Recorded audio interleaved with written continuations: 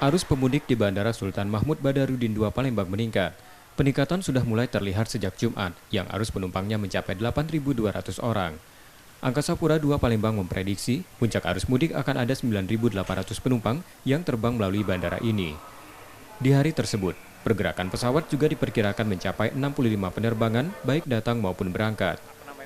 Dibukanya keran mudik oleh pemerintah membuat arus penumpang di Bandara Palembang naik signifikan. Otoritas bandara memperkirakan total akan ada 141.000 penumpang pesawat selama masa angkutan Lebaran 2022. Jumlah tersebut naik 158% dari tahun lalu yang hanya mencapai 54.000 penumpang. Dan untuk penumpang passenger movement-nya di masa mudik ini, itu peak-nya itu di tanggal 29 dan 30, sekitar 8.242 hari Jumat ini kita perkirakan, karena hari Kamis sudah diketahui realisasinya sekitar terdapat 7.946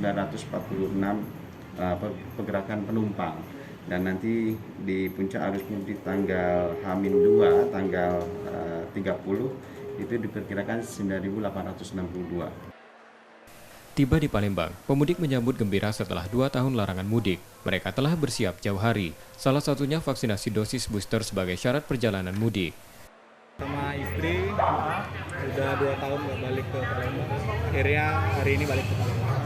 Ini kesiapannya kita lakukan seperti apa, Mas?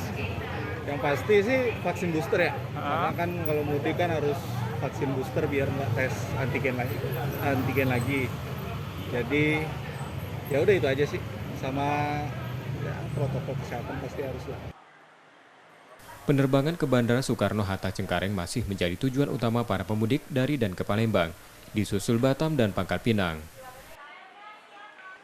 Rizky Nurmizan, Kompas TV, Palembang, Sumatera Selatan.